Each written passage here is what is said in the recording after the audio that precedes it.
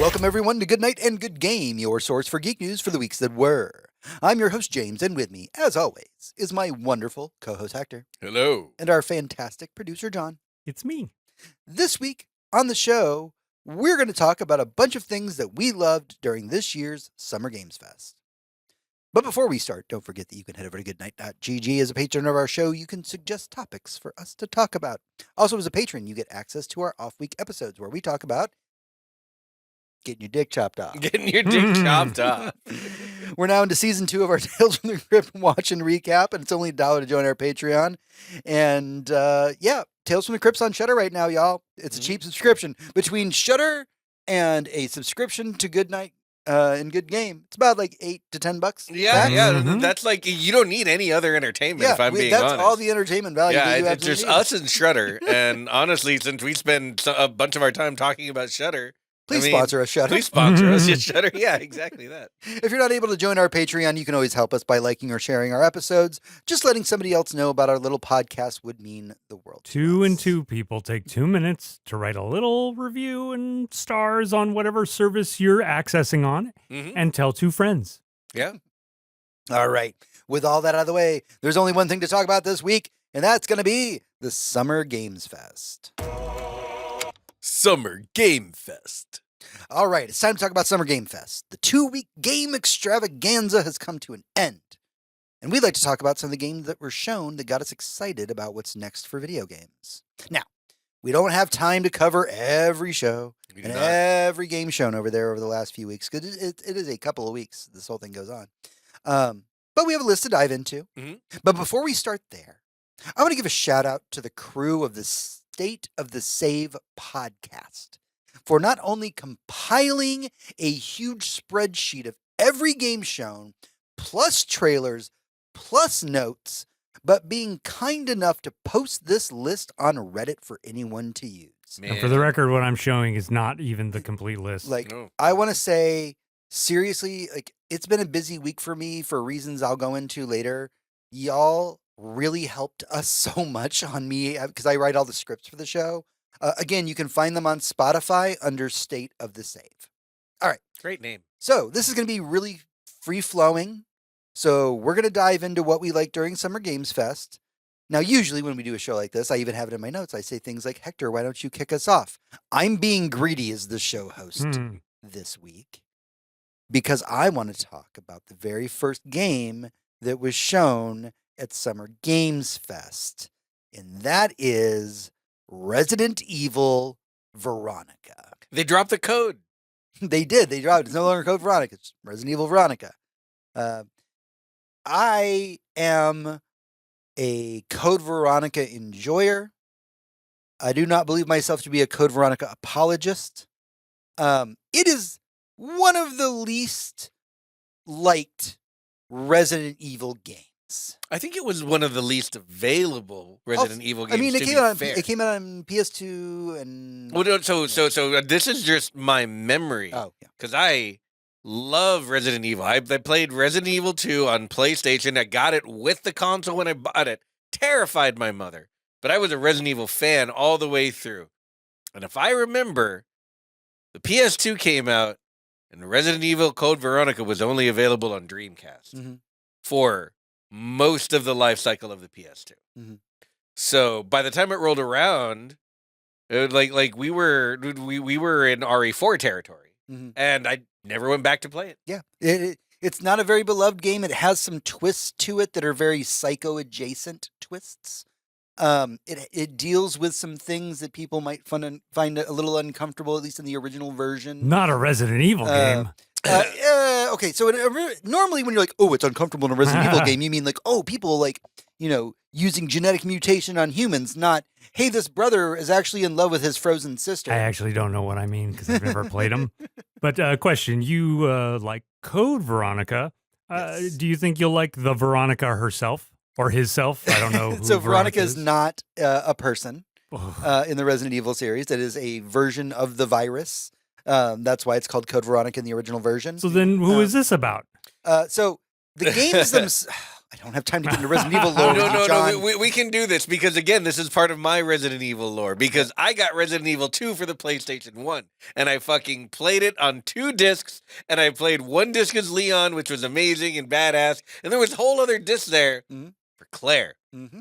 Claire Redfield. And I had no idea who Chris Redfield was because I didn't play the first Resident Evil until I was like in my 20s. Mm-hmm. So I had this Claire Redfield playthrough. And depending on it, we only had 1 game for like a year back then. So you play the game through as Leon first and then go to Claire. And that's like 1 whole playthrough. Then you start as Claire and then play Leon's story second. And that's a whole other playthrough, which is technically 4 playthroughs of this game. That's how Resident Evil worked back in the day. And we went to 3, which was not Claire Redfield, and I was like, who the fuck's this lady? And then we get to 4, and we're back with Leon, and it's like, what happened to Claire? She was off in Code Veronica, and I never got to play her. Well, I told Orson Welles, you make Lady from Shanghai, and there's not a lady from Shanghai. You don't get a movie. So we need to close up this section because we have a lot to talk about. But I do want to say this, and I try not to like puff up my chest a little bit too much. First off, I'm excited for this because my favorite Resident Evil, ostensibly the one that everybody hates. But 2, there was a couch full of us watching the Summer Games Fest. Oh, yeah. And I swear to God, when that trailer was going on, because you cannot tell from that trailer that this is Code Veronica, because it's all in first person. Code Veronica was not. There's a lot of things. And at some point, we see the color of the jacket of the female protagonist, and I went, that's Claire Redfield. Yep. This is either a Resident Evil 9 expansion or this is Code Veronica. Yep. And I want to take that win where I can. All right. Hell Hector. Pick some then. Oh, boy. All right. I'm going to start with a big one because I feel like this is being undersung quite a bit for what it is. I want to talk about Gen Atlas. Okay. Gen Atlas is an upcoming game designed and created by Fumito Ueda. If you know who that is, he needs no further introduction. If you do not, you should know that he created games such as Shadow of the Colossus? Yes, and Eco, Mm-hmm. and the one after that with nobody remembers his games after Shadow of the Colossus. For the record, but people do and they like it. The Last Guardian. But the Last Guardian took 12 fucking years to come out. Nerds. Every time this guy goes to make a video game, he just gets slapped around and told, "Your art doesn't make billions of dollars. It can wait." And I have a feeling looking at this trailer that everyone's going to be like, oh, this is what he wanted to do. Mm-hmm. Because this looks so fucking cool and so goddamn interesting in the way that every Ueda game does. But it seems to have a kind of, I don't know, there's an expanse to this fantasy that the rest of his games don't have. That is just, oh man, what a gorgeous trailer, what a cool looking game, and knowing where it's coming from, what the pedigree is, and the kind of crazy shit we're bound to encounter playing this game, I am so excited. You know, the real problem is gamers like me who are like, oh shit, I am definitely going to buy that and play that eventually. Yeah. I swear. Oh, no. I promise. Swear. Yes, absolutely. Yep. Swear down. I'm going to be quick about the next one as we plow through the list. What I want to briefly mention is The Last Ronin. Ooh. Now, we actually talked about The Last Ronin being a game being developed, and also I want to say they were working on a movie as well. The Last Ronin, if you are unfamiliar with this story, it is a comic book story. Hey, guess what? It's a Teenage Mutant Ninja Turtles story, actually. That's right. The story of The Last Ronin is of a timeline in which all of the Ninja Turtles but Michelangelo have died. Splinter's gone, everybody's gone, and Michelangelo takes all of their weapons and becomes a master of all of their weapons to go get revenge on who killed his brothers. And then he turns the Ninja Turtles rated R. And it is a rated R comic, and it's being made by Platinum fucking Games. Like, Platinum Games, they do action in a way. Yeah, No one else unmatched. Yeah, I just saw completely Near untouchable. Automaton up there. Like, Jesus.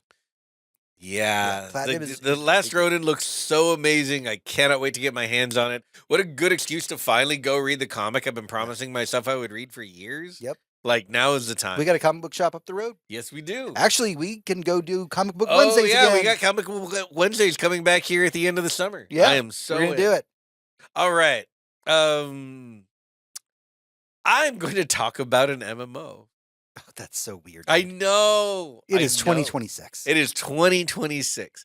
For anyone who does not know the deep Hector lore, I was once addicted to World of Warcraft, as many men my age were. at some What? point. Not you, Hector. Me. We were.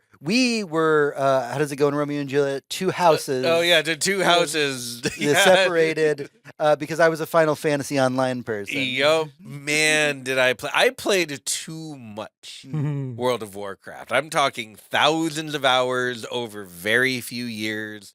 I am talking weekly Friday night 8-hour long raids. I am talking about the same raid again on Saturday and then Sunday. I'm talking about 300 hours just to get to max level in vanilla. But how did WoW. you fit in the FIFA and Madden? I don't think you understood. We only I played. played zero. There is a block of time where I have no idea what came out John, on consoles John, or I anything want to else. explain something, and this isn't for Hector, but we were both very much into the MMOs we played. There was a period of time where the apartment complex that I lived in my 20s, 50% of the occupants of an entire apartment complex were people in my Final Fantasy guild. But did you have an Ethernet cord connecting your apartments? We didn't need that. We Nope. had fucking logical internet. Whatever. Yeah. But yeah, so MMOs, and you know what? Eventually, I got all my shit together. This isn't a rant about WoW. And I quit, and I focused on my life and became a functioning adult. But at one point, I saw another game that really, really ignited the spark of interest in me, and I got into Guild Wars 2. Because Guild Wars 1 came out and it felt like kind of an MMO version of like what you wanted Diablo 3 to really be like 10 years before Diablo 3 was even a trailer. And so Guild Wars 2 was really cool. Man, was that game an awesome MMO. They took everything about MMOs and they threw it in the trash. No more Holy Trinity, meaning tank DPS and healing, as far as compositions went. No more the inability to really explore the world. This is a game with platforming puzzles in every zone. This is a game with, incredible public events and tons of amazing classes to dive into, and always stuck with their financial model, which This was, looks like Narnia. yeah, you buy the game and you get to play the game, and that is it. No monthly costs. No whatsoever. monthly What? costs. They made their money in expansions, and they've Yep. been expanding the game since it came out about 1,000 years ago. And also, Guild Wars 1 and 2 are still going, and they're Oh, still yeah. making expansions for them. Yeah, both are still online. Both are still getting content updates. So what we had announced here is Guild Wars 3. And all of the announcements were beyond what I could have hoped for from the studio, who said, yeah, we're still supporting 2, and we're still supporting 1. This is 3 now, and you can play 3. Will it be a continuation of 2? No, it's a new game. It's a different game. It's Guild Wars 3. It'll have different focuses. It'll have different ways that you can play it. It's still an MMO, still a Guild Wars game, just like 1 and 2, but it's different. And they put their beta all the way out in fall of next year, which, man, what an interesting thing to announce in a world where MMOs are deader than live service games. In a world where MMOs are deader than live. I'm sorry. No, It I was sounds like waiting for you to finish You're 'cause it pitching me a was good. trailer. It was good. So in this world, they had the fucking balls, the center, the gravitas. Huevos. They had the ovaries. gumption. For all you novaries out there. That's right. To fucking announce Guild Wars 3 and not the end of Guild Wars 2. Nope. We literally had Bungie this week announce the end of Destiny 2 and not the beginning of Destiny 3. Yeah. We got basically the opposite from the studio. There are going to be 3 Guild Wars games in active development, and all of them getting expansions, and you could just pick You a just different... buy one and play it. Buy one and play it. As much as you want. All right. Yeah, Guild Wars 3, that's one. I'm going to talk about 1666 Amsterdam. Ooh. I'm going to do a little plug for my friends, because over the last week, I was on a little podcast. Not little. It's a big podcast called Metal Geeks, run by my friend Carrie. And he had me on as a guest to talk about Summer Games Fest, and I dived a little bit into why I'm so excited for 1666. But you're listening to our show right now. I don't want you to swap over. I want you to keep listening to us. So 1666, I want to give you a brief history of it, because this game looks brilliant. It looks beautiful. It looks haunting. It's got scary witch ladies. So great. Here's the thing about this game that people are not talking about. This game was originally created by one of the original creators of Assassin's Creed when he worked for Ubisoft. And at some point, this guy, this was his pet project. This was all he had. The original trailer had kind of gone around the internet. And then he either left or got shit canned from Ubisoft. This was something like 15 years ago this all happened. He wanted to go, after he left Ubisoft, to work on this game. And honestly, now that I'm rewatching the trailer, it's got a lot of original Assassin's Creed roots, because it goes back and forth in timelines. But so he leaves, says, hey, I want to still make this game. And Ubisoft says that, hey, by the nature of your contract, which it's like this way to a lot of game studios, any content that you make during your time with us are property of us as a studio. And so Ubisoft had the rights to this game, and they kept it tucked away, and the developer began to sue Ubisoft for like 10 fucking years. It's about time. And eventually, he got through. He got the rights back to his game. He started a new studio. This is the trailer for it. We don't even know what it's all about, other than a fact that a witch from 1666 is going to fucking do some badass shit. And if it's by the person who made Assassin's Creed, it's probably going to be pretty action heavy, which will be fun. Yeah, no, absolutely. So you played the I prologue. played the demo. Just shout out real quick to Steam right now if you're listening to this on June 18th of 2026. What is going on right now and for the next week or two is Steam Next Fest. It happens every year, and it just gives a whole bunch of indie games from the AA's all the way down to the cost you, 5 cents games. They get to release demos, and Steam starts to highlight and aggregate and point you at what kind of game do you want to play? What kind of new game do you want to play today? That's what Next Fest is. You have thousands of demos to pick from. You might find your next favorite, the next thing that excites you, or maybe just a game that you didn't know existed. This is a wonderful time to be browsing Steam and to be looking for demos, because in it you would find a demo for 1666. And I played it and it was awesome. It felt somewhere halfway between like an Assassin's Creed and a graphic novel. There was, some really good storytelling, some really awesome, visceral, environmental, like gore and cool shit. And, man, I had a good time. I know that as soon as it comes out, I want to play more, and that's what demos are for. So, yeah. Is Get anybody into else that. wigged out a little bit by the whole Salem witch thing? I don't know what you mean. Meaning that's basically like the American version of Auschwitz. Oh, Like, That's it's just one of them. Fair. Yeah, Okay, you're right. You're right. You know what we done did planning. way before we started killing our own women for knowing things? We- We killed all the indigenous people Don't on forget this land. slavery. Yeah, this is a country with a rich history of genocide. Let's not Oh, forget yeah. that. We genocided That- our own women. that he says is the only white man on this panel. Yeah, no, like, are we talking about the genocide where we cleared people from their own land to bring them I'm here just to saying. build our I'm just stools? saying we don't see any video games about Also, a lot less black people- demons who needed to be enslaved. Also, historically, a lot less people died during the Salem witch trials, as we said. Do yourself a favor, go to Salem, go to the Salem Witch Museum. Very That's educational. what I want to do. My wife is going in October, and I want to join her. That So sounds good. awesome. You should go. It's a lot of fun. Very I educational. want to know about it. What do you got, Hector? Do you got some pick up? Speaking of old scary shit, I have to right now talk about Blood of the Dawnwalker. Yeah, let's talk Why about do I have to talk about Blood of the Dawnwalker? I'm so excited We for this knew game. this game was coming, that it was coming from Rebel Wolves, a studio that broke off from CD Projekt to make their own The Witcher with blackjack and hookers and less corporate oversight.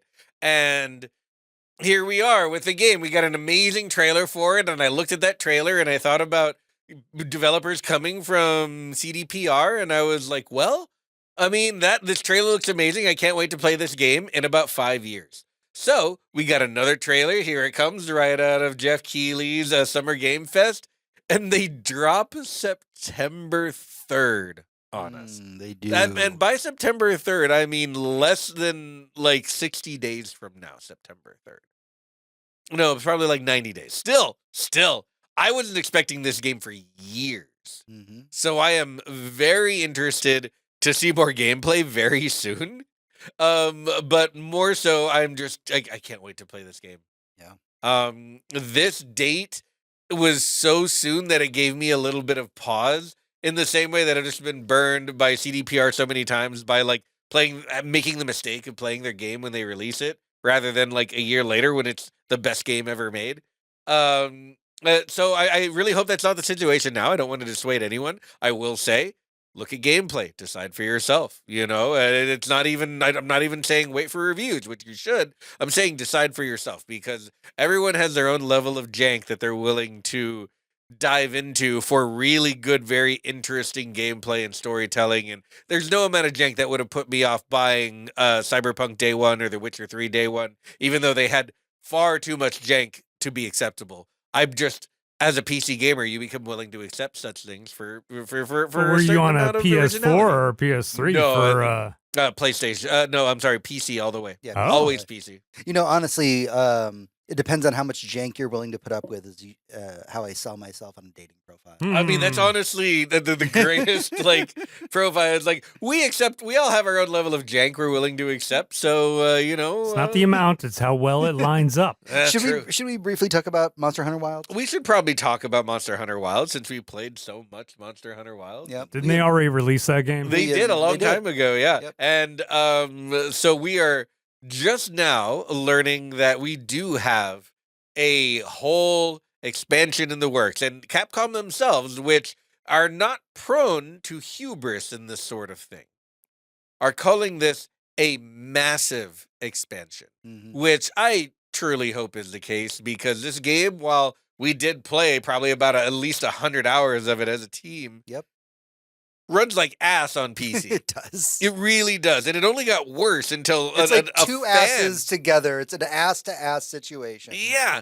Until a fan figured out what was wrong with the game and told them, and they're like, oh shit, yeah, it works way better this way.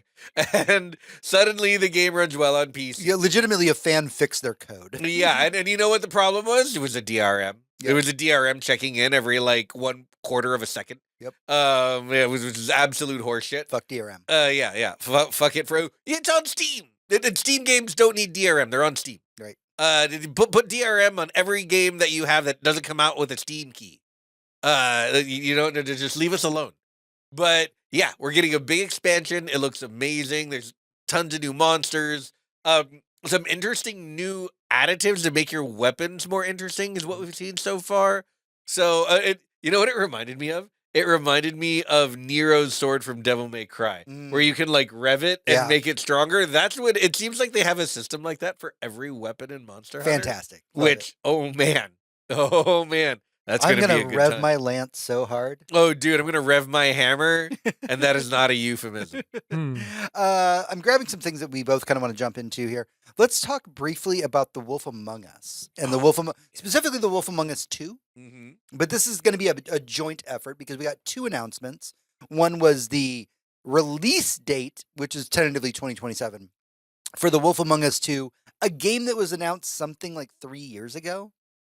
And the original version of The Wolf Among Us, God, we're getting a remake of that, but that game came out like Oh 15 yeah, like years right ago? right after the first series of The Walking Dead ended. Yeah, Telltale so- Games. Hector, what is Fable the Wolf Among Us? Fable: The Wolf Among Us is, I want to say, it was a graphic novel, right? It was from Vertigo. Yeah. From forever ago. The Wolf Among Us, the game, is a game set in the universe of that graphic novel where you follow a detective story Big B Wolf. where Big B Wolf is obviously you can get it from the name, is investigating a murder in a fictional world where all of the fairy tales are real to a certain extent. These characters are all real people, from Little Red Riding Hood and the Big Bad Wolf to, I guess, Snow White and the Seven Dwarves, and on and on and on. Fantasy characters. And they all live in a spot inside of New York City where they kind of have their own rules and laws, and there's magic around, and you have to kind of deal with it. But it's a little bit gritty and a little bit, like the night in New York, and everyone's smoking, and there's a desk fan somewhere. Looks like cool world for fairy tales. It Yeah, is. but also a little bit of Dick Tracy and a little bit of Roger Rabbit. a little bit of Roger Rabbit, but earlier than that, it's like what Roger Rabbit, a little bit of Maltese Falcon. How about that? Mhm. Yeah. But it's a Telltale game, which means it's a story-driven game. You don't have to Oh, press yeah. a lot of buttons to play Yeah, it. no, you're not going to do any action. You certainly won't do any shooting. You're going to do a lot of conversations. You're going to solve a mystery. You're going to play little games here and there where you have to make choices about, like, do I chase this guy or do I follow this lead instead? Or, stuff like that to make the game more interesting and more replayable. I love these types of games. We've had not many as of late, because for a while we got far too many and they diluted the market. So it's nice to see it coming back, but my favorite thing is seeing it come back with this property. Because I'm sure if you did the math, the smart money would have been to, like, bring back The Walking Dead or some stupid bullshit. And that wouldn't have worked because no one cares anymore. Mhm. But this, yeah. Cannot wait for this one. Okay. I'm going to get us to the next block of games to talk about. The first one's going to be very, very quick. They did a trailer for Street Fighter 6 Year 4. That just means this is Year 4 of Street Fighter 6. Mm-hmm. Game is as popular as ever. And that means, hey, we're going to do character announcements. And what they did is they showed a bunch of characters nobody knows, most of them original characters, and nobody gave a shit. And then they did the one thing those sons of bitches that we could not have expected, and that is they put Tifa from Final Fantasy in Street Fighter.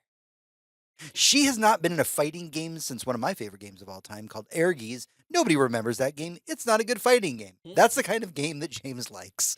But Tifa was in that fighting game because that was a Square Enix game. She is a Square Enix character that is now going to be in a Capcom fighting game. Yeah. Excited. Now, the really big thing that's been going on since the Game Awards, when Highguard was announced, was the internet kind of shitting all over Jeff Keighley. Because the TLDR of the story was this game Highguard was not ready for prime time. Jeff Keighley saw it and said, all right, guys, this game is so good. I want to get eyes in front of it right now. I want to give you all the prestigious one last thing at the Game Awards. I want you to have this spot. And they actually went on record and said, we weren't ready for that, but when Jeff Keighley's that excited, let's go ahead and do it. But it's an opportunity you can't pass up. You can't up, right? Like the one more thing spot in any game show is the most important. I got to be honest. And this year, I was very surprised that they even had that spot again. So after the stank on it. So Highguard gets the one more thing, goes into beta 2 months later. 1 month later, the company closes because it's all bombed so badly. Yep. At this point, the internet's like, Jeff Keighley, you are cursed. And maybe don't do another one more thing. And then Jeff Keighley's like, all right, everybody, Summer Games Fest. Time for one more thing. And we're all clenching our buttholes. Yeah. It's like, what are you going to curse this time? I found Please this don't poor be kid off something the street who says he's got a big idea. But you know what? If Jeff Keighley is using his powers to preemptively close live service games, right? Maybe we let him cook. And then Jeff Keighley's like, hey, remember the first two parts of that Final Fantasy VII remake that have come out? Here's the trailer for the third and final game in the trilogy of Final Fantasy VII.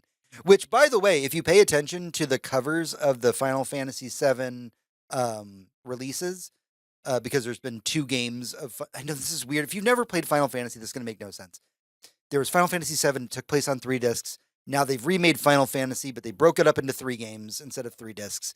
And they've actually used the covers from the CD for each one for the third. So now we're in the third and final Final Fantasy VII remake. Wait, was it always called Revelation? No, it was just called Final it was Fantasy just VII called in the Final original. Fantasy Good VII. Lord. But then we got remake, And then- integrate. Yeah, and then That's Revelation. a placeholder Yeah. title, right? So this is just a whole. But like the game has changed. Like this is the first one that's going to be open world. The other ones were not open world. We get to fly around in the airship. Because that's how Final Fantasies work. Right. You don't get the open world until the end of the game. Right. And then they're adding a whole ass job system to it. And there's just a whole lot of things. But anyways, TLDR to this whole thing, I just want to say the internet was very happy and was like, Jeff Keighley, you've redeemed yourself Yeah. for the last. Well, I mean, to be fair, Jeff picked a game. He's like, not even I'm popular enough to fuck this up.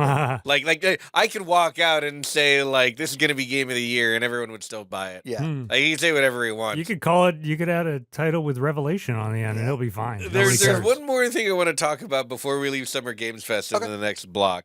And it's not about a game.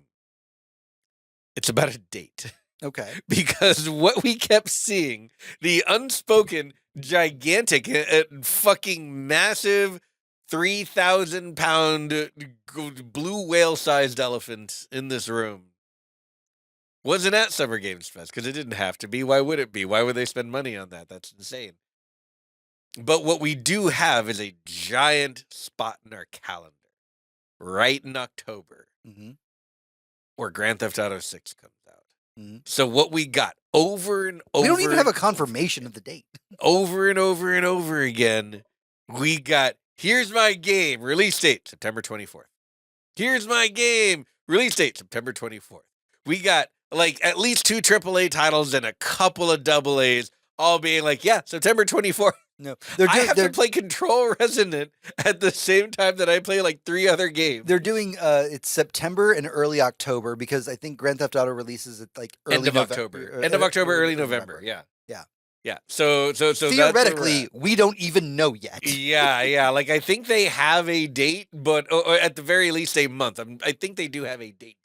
But like, I don't care. I'm not playing it at launch because it's not the PC version. Only the PC version of these games is ever up to snuff. So like, I'm just not going to sit on my couch on my PS5 with this for like the months that it takes to play one of these games. But yeah, man, like I just it was Onimusha, Control Resonant.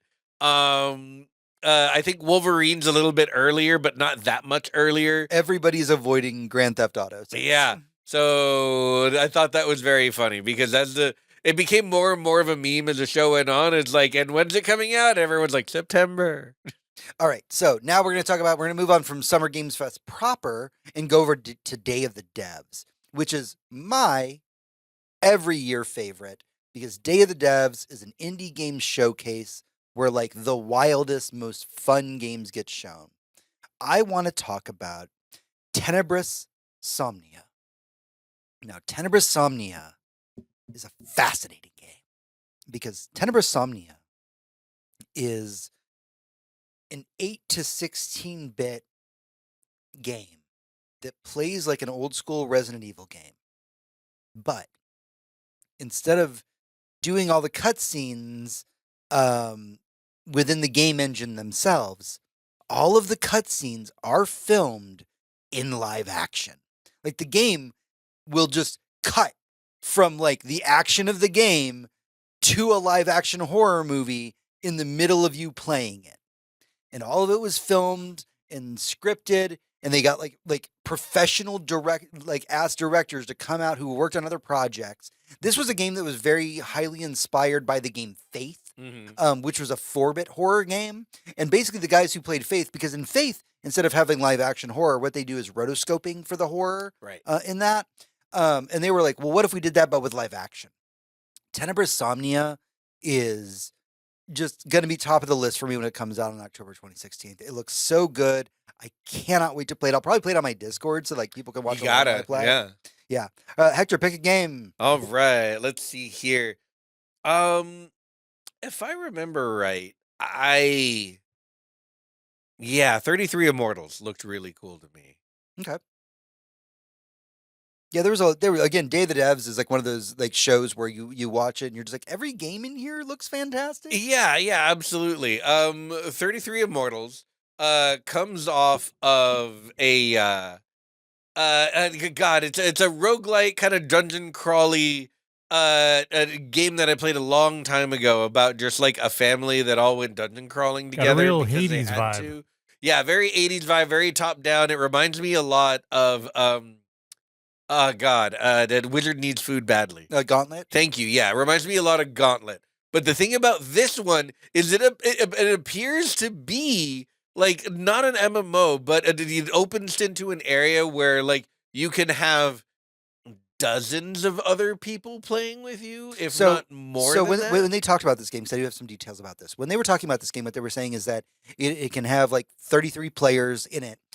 There is no way to communicate in the game whatsoever. You're not supposed to like have your mics on and coordinate. Mhm. And the idea is like kind of like Journey. You get on with random strangers and you just try and fight through every stage of this game. Yeah. And it just seems like just the most incredible fun to me. I love stuff like this. There was a reason I played World of Warcraft so much is because I love the idea of raiding. I love the idea of getting a huge group of people together and making them all solve puzzles together. Yeah, and this is definitely raid mechanics, the game. Yeah, absolutely. So like, man, speaking my language, can't wait to play. Comes out, may already be out in beta or some kind of like early access form. You guys don't have anything to say about Lazy River? I mean, Lazy River looks fun. It's a game where don't pee in the pool or people become zombies. No. Oh, I did not know that. Okay. Yes. Yeah. So the premise behind this game is that you're on a space station that has space water, and it's a water park for people to go to, just like any generic water park. But because it's space water, if you pee in the pool, then you become a zombie. And so you and some friends are on a raft because people peed in the pool at the water park, and everybody's become zombies. And so Mm. now you got to kill all the zombies because people peed in the pool. That's the premise of that and you game. got to upgrade your, your raft Yeah. because you're still That on the actually lazy does river. look kind of fun. No, the stuff like this is adorable. I love things like this. That any game where you can like build stuff and just play around in like a big like play area with your friends is like these are always a good time. If you get all your friends in Discord and you're all like you got a drink and you're just running around letting the chaos like absorb you, it's so much fun. I want to talk about Ithaca. Ooh. Ithaca. So I notoriously hate visual novels, Right. which is really funny if you're friends with us right now. Mhm. Notoriously, most of them are not very good. Most of them are usually porn, to be Yeah. perfectly honest. But every so often, visual novels come along that just change the game. When I'm thinking about that, I'm thinking about things like Doki Doki Literature Club. Oh yeah. They have a very meta horror narrative. There are fantastic visual novels out there, just a lot of them aren't great. Now, Ithaca is a visual novel in which you're essentially like a DoorDash driver. You are taking or a package delivery driver. You're going from one place to another over a long distance, actually, and you're doing it in your car. And as you play the game, you listen to the radio and you think about who you are as a person while you play the game. And you have stats and you can level up, but you don't really have conflict the way that a normal game has conflict. You're not pulling out a gun shooting anybody. All the decisions you make are just things that you make while you are driving in your car. And they even said during the premiere of this that there are definitely ways that you can end the game prematurely by just deciding not to continue driving the package to its destination. Or maybe you figure out what the package is, and maybe you shouldn't go deliver that. There are choices that will be made in this visual novel that are very different. And I've been really getting a kick out of visual novels that are visual novels plus.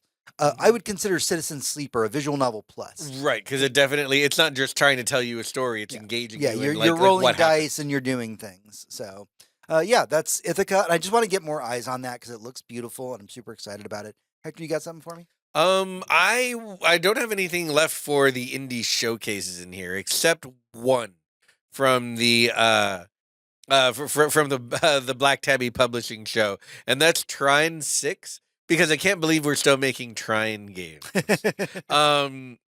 these come from a very, very early version of what indie games were. And some guys took whatever version of Unreal Engine it was at the time and it's like, well, let's do kind of a side-scrolling battler, puzzler with like one guy will be a warrior and one lady will be an archer rogue and, there'll be a wizard dude.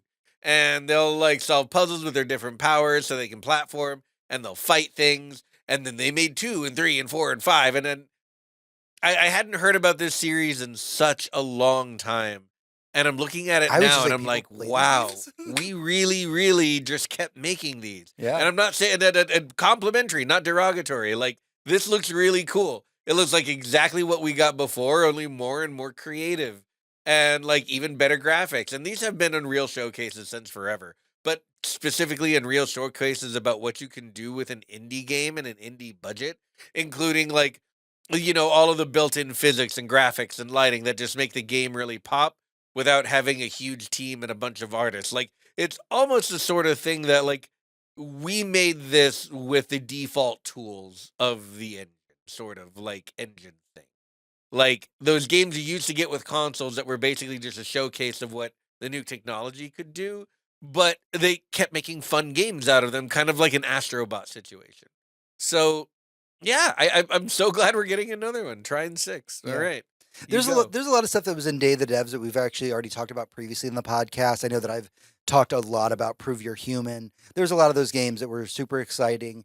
We can go ahead and jump into the Xbox Game Showcase next.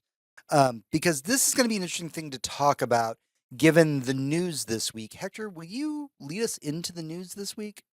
So yeah, in the context of the Xbox showcase, Xbox came out and they showed a bunch of games and we had a bunch of good news from their new CEO and their new head of games production and all of that type of stuff.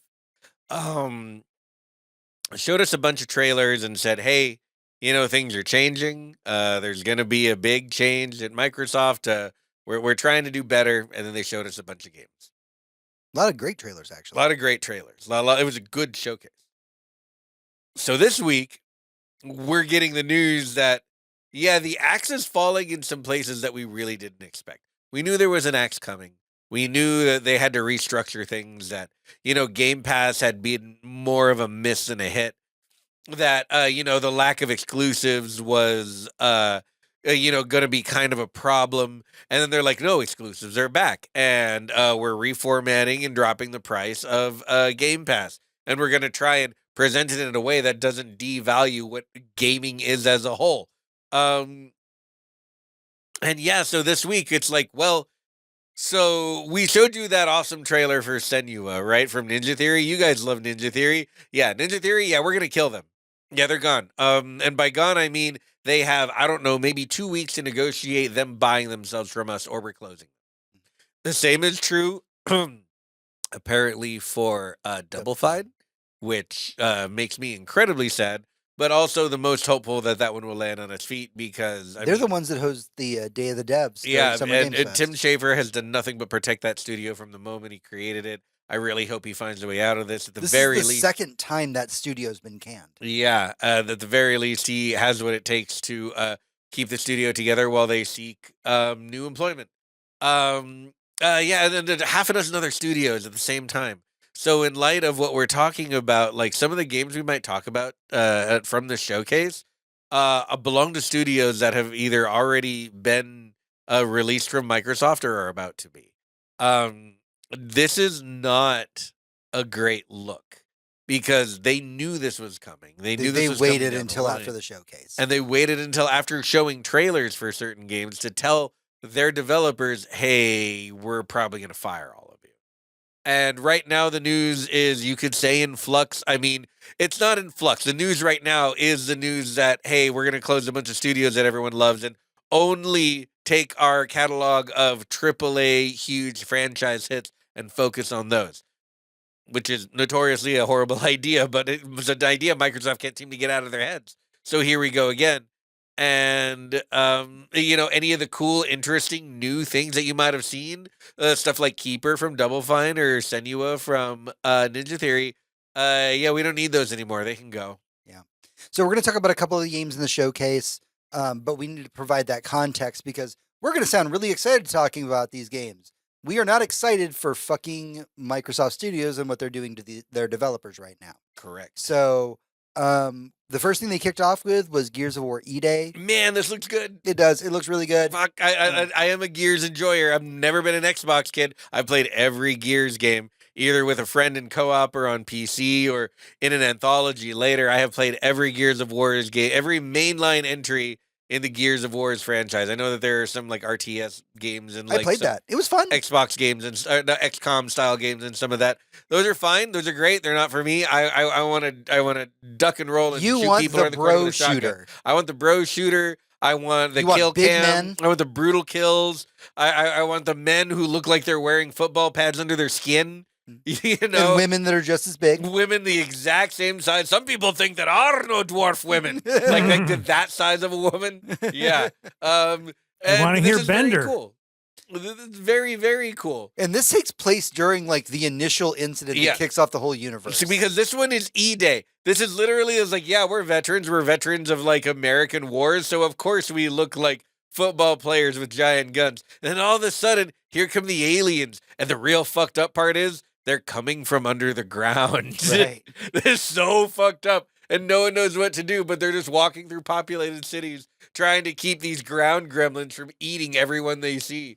And yeah, I can't wait to play this one. Yeah, I really it'll be can't. super I exciting. know it's like exclusive in air quotes, but we know Microsoft doesn't have any and half the fucking cojones of, you know, a studio that had launched 3 Guild Wars at once to stay like, no, it's exclusive forever. No, the second it makes money to put it on Steam, it's on Steam, which I'm guessing is about, I don't know, 6 to 8 months after it launches on Xbox. So, Yeah. you know, look forward to that. I know I do. All right, I'm gonna kind of do a double feature because one of them is very short. And these are games that are definitely coming out because these are not a Microsoft studio.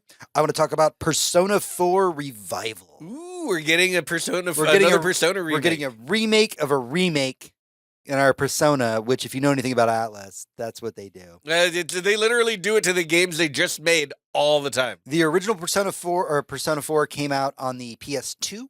I never played that one. I only played the first 2 Persona games. I never played 3, which is everybody has said is the best. I played the remake. It is the best. Then they made Persona 4 Golden for the PS Vita, a console that nobody owned but James. Mm-hmm. And that was my first Persona game that was the modern Persona game. Very fantastic.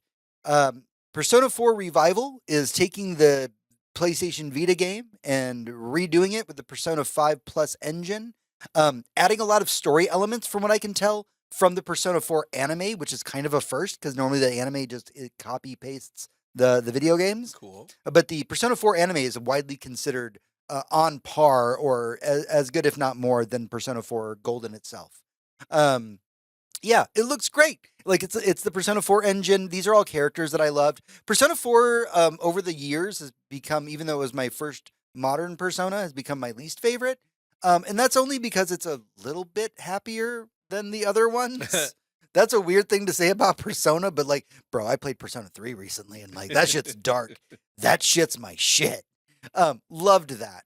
But yeah, Persona 4 Golden Revival, guess what? You're going to make me buy Persona 4 again. Now, the other thing that will be very, very brief that I want to mention here is that we finally got a teaser trailer for Persona 6.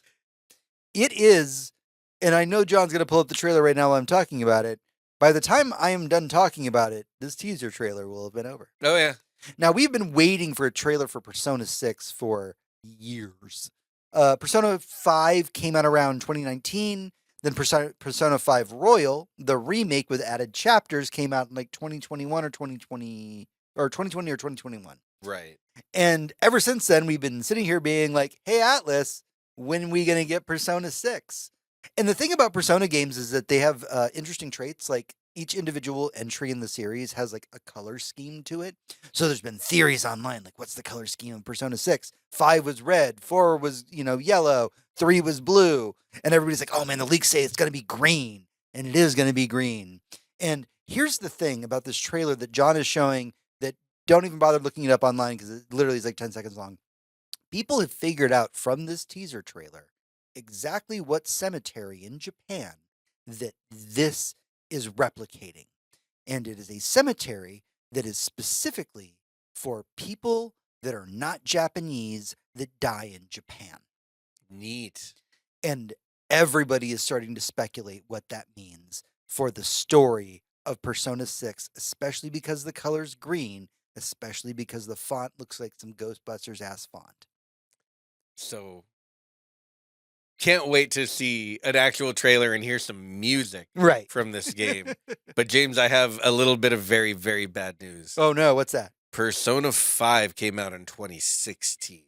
Fuck, you're right. 10 years You're ago. right. You're right. It was not a just pre-COVID game. Yeah. A game came out a year after You're right. The Witcher but 3. But it was Persona 4 or 5 Reloaded. Yeah, Royal, right? Royal that came out at like 2019. Yeah, That's what I I'm think, thinking yeah. of. We're old. It's not that it's just that it's old. It's just that's how long they take between Persona games. Oh, yeah, absolutely. Like Persona fans. Well, there's a remember reason, that one came out on PS4. The Persona 4 came out on PS2. right? Yeah. Like that's what I'm saying is that there's a reason why we as Persona fans keep buying the remakes. Is that it's the only thing to hold us over until the fucking next one 10 years from now. It's not like the old school Final Fantasies where they pumped out one a fucking year. All right, Persona rant over. Hector, hit me with something. All right. What do I got for you from this showcase? There were so many good things. Let's see. Oh, I have to talk about Halo Campaign Evolved. Oh my god. Can you even explain what the fuck this was? So what are we doing here? Okay, so what we're getting is we're getting Halo remake again. Which I'm fine with. You know what? I'll play the Halo the first Halo campaign over and over again. I'll just play it on and on forever. If I have a friend and I have legendary mode and I have a supply of drinks, yeah, we can just do that literally forever. I just replayed this, and I replayed this as a remaster. Yeah. For the record. Yeah, you did. Yeah, and you know what? That remaster is a little long in the tooth. But the cool thing about that remaster was that it had the original code in it. Right. So you could go back and forth between like the old visuals and the new visuals, and you were like, oh, look how shiny. But look at it now. It looks. This is like they took Halo Combat Evolved, and this is obviously Unreal, like probably 6 at this point. Considering 6 is just coming out, it looks so fucking good. There's absolutely no code left from the original Halo Combat Evolved in it, but it looks like, and this is the hardest part because that's right. Bungie DNA. This was the opening scene in Halo. Okay. Yeah, it's Bungie DNA, and Bungie is notoriously difficult to replicate when it comes to shooting mechanics and the feeling of just gravity itself and the way that objects interact with each other. It plays by its own rules. So just like Persona, we're just going to keep remaking it. We're just going to keep remaking it because it's the best thing we ever made. And you know what? We know it'll sell a couple million. And everybody's not covered with a disgusting early 2010s grease. Oh, yeah. No, everything is so clear. Like look at the beach. Look at the beach. Look at the archive.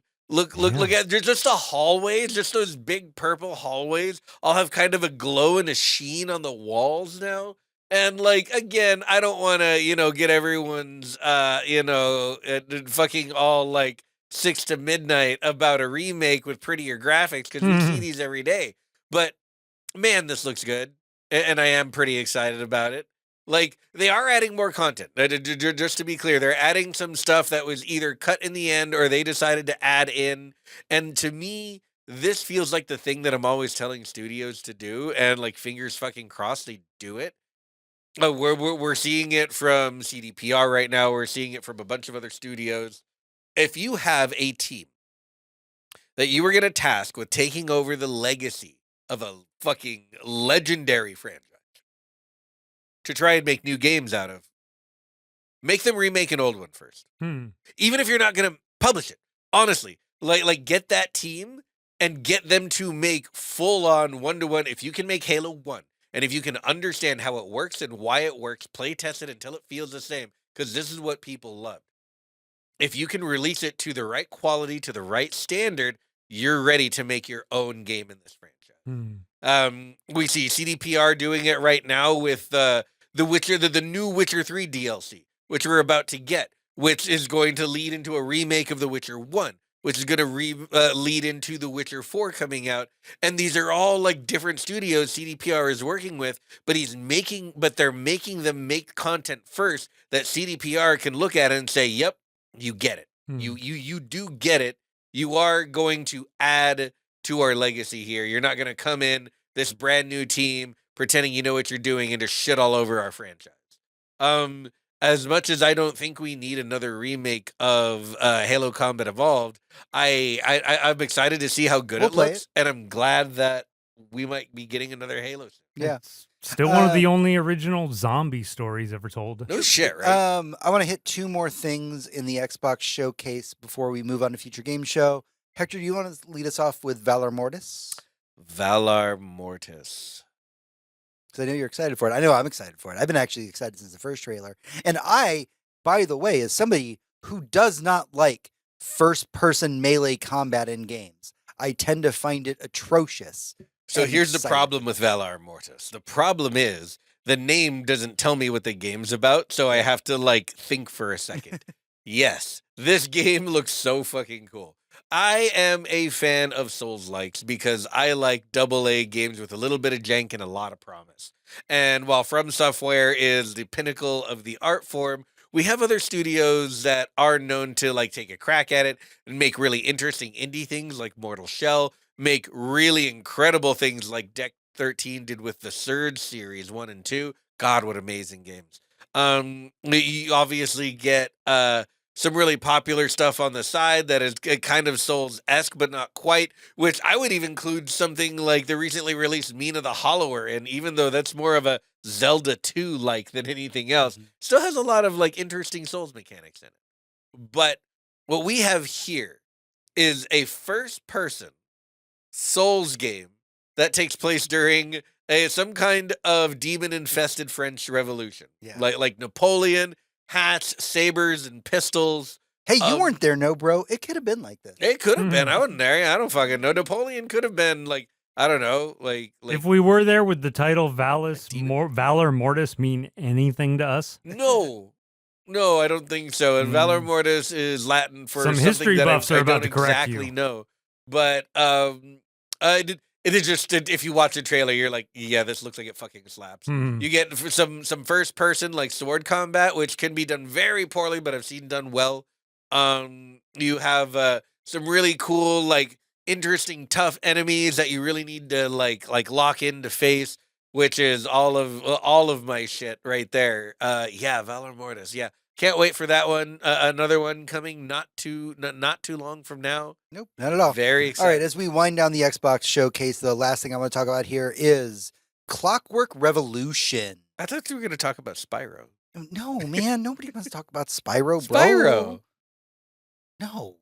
But if you couldn't afford a Nintendo or a But if it's just your big brother who got his PlayStation and you were Spyro. sitting there without a Let's- Mario game to play. Let's talk about a game that James would play. Hmm. Because James, like a lot of goths in the world, did at one point go through a very heavy steampunk phase. Of course. And there are pictures of me in full steampunk regalia at going to goth clubs. But my history aside, Clockwork Revolution is a game that we've been seeing little bits and pieces of for a while. It's in Exile Entertainment. It has a very Deus Ex kind of immersive sim element to it. Approach the mission with the people however you want to it. Yeah, almost a little bit of Dishonored, a little bit of Bioshock. Yeah, it's very fascinating. Like the trailer, and I encourage you, if anything about what I'm talking about and describing poorly sounds good to you, watch the trailer for Clockwork Revolution. Yeah. They have this banging song for it that they play about like factories using you. It's all about getting your gang together and how you're going to proceed through missions. Everything about Clockwork Revolution, and I want to say this with a giant fucking asterisk, is what we wanted from Microsoft aligned studios before we found out that Microsoft started to shit can them. Yeah. As far as we know, this studio has not been shit canned yet. In Exile is still doing its own thing. But I encourage everybody, even if there was like 5% of a steampunk in you, check out Clockwork Revolution trailer. Put the music on full blast. It looks like it's going to be a hell of a time. Yeah. No, I completely agree. This is the game that Microsoft should have always been good at making. If we were going to come down to something like, well, it's a platformer or a JRPG or something, it's like, we would probably go to Sony for that. But like a fucking steampunk immersive sim that takes place in like, I don't know, some kind of steampunk Britain. Yeah. Yeah, this should have always been us. The Xbox in general should have had this on lock from minute one. And this seems really cool. And But man, hey, I hope it is. Microsoft's giving them a running start. Yeah, they are. All Yup. right. Let's jump over to Future Game Show. We are almost through the list. We got Future Game Show and the PC Gaming Show to talk about. So let's just grab a handful of things from Future Game Show. There was lots of little things here and there. One of the bigger announcements didn't make a big splash for me because I never played the original, but was a really big deal for a lot of people that I'm friends with, was the Gothic remake. Oh, yeah, which is out, by the way. Yeah, they announced it, and they're like, out now, by the way, bitches. Yep, Gothic. And man, if you played this game back in the day, you are the epitome and exactly what I am talking about when I say, especially for PC players, if you're going to pick up a AA game that looks like it's doing something unique, you are willing to put up with a lot of bullshit jank in order to make this fun. And nothing was ever more bullshit jank than Gothic. But as a player of an RPG where you start not able to fight a dungeon rat and end the game basically a god, there were also physics and spikes everywhere, and you could kick your opponents into spike traps, and that would just end the fight. So it wasn't just that you had to be powerful and advance yourself, you always had to be very clever. Super cool that the remake is out. People genuinely like it. Co-Carnage, for people in the streaming scene, you know that name, has been playing it for like 2 weeks now and shows no signs of stopping. Absolutely that type of game for like old school PC gamers. Cannot recommend it enough. If you like your RPGs, Western style, weird, and with a lot of friction, but before you end up like being the god of the world, this is your game. Hector, my friend, we've been friends a long time. Oh, yeah. You and I. We've worked together at several companies. You know that I love and I care about you very much. Mm-hmm. And I would do anything for you. I would take a bullet for you. I mean that legitimately. Don't take a bullet. I would take a bullet for him. I would take a load for Hector. But that being said, sometimes Hector hurts my heart because he will post things in our group chat that make me go, why would you post that? And this was during Summer Games Fest. Hector, there's a game highlighted on my screen right now that I'm going to need you to at least briefly talk about. It's right here. I'm going to point to it. Yep. Okay. Yeah. So there was. I don't know if I'm allowed to show this trailer. You can go ahead and show it. Okay. So here's the thing, and you really need to watch the trailer to understand what I'm about to say. God, how do I do this without telling a long story? For people who are really into Call of Duty multiplayer and military multiplayer in general, goes all the way back to Call of Duty 1 with the like World War I stuff and Battlefield, and you just like guns and and like shooting and realistic combat stuff like that. Absolute gun porn. And then you got into Modern Warfare. But then, the people who made Modern Warfare branched off and made Titanfall. And now you were using your modern and interesting and near future guns while running on walls and having a double jump and a jetpack and having a giant fucking mech to dive into. So you can kill a whole bunch of people and fight other mechs in it. And then they got put on other stuff. And right now they're making the absolutely wonderful Jedi Survivor series. So I'm glad they landed somewhere great. But all anyone wanted from this genre was another Titanfall. We desperately wanted Titanfall 3. We want a shooter with incredible graphics, with amazing customizable weapons, down to the scopes, down to the magnification of the scopes, and a giant robot to jump into to really, really, make gameplay shine. And I watched a trailer for that game at Xbox Game Show. And if you've been watching the stream, you know exactly what game that is on the screen right now. The game is called WTF, which stands for Waifu Tactical Force. Waifu tactical force. Because in this game, this military shooter, with incredible realistic guns and gunplay and with mechs a to cat jump scope. into and amazing fucking mechanics to fight in an arena with all your friends. It's a waifu. You're playing as a waifu, an anime ass cell shaded waifu, that you customize to be your waifu, just not an indefinite article a waifu. And this is your waifu. Her gun may be customized with a scope with the shape of a cat with cute cat ears on it, and maybe a little cat face for the reticule. This is it. This is the game every bro on Earth has ever been waiting for. This is the game they wanted to play. They just didn't want to play it like this. And I really, really hope this game ends up incredibly popular. I hope this game ends up being an esport.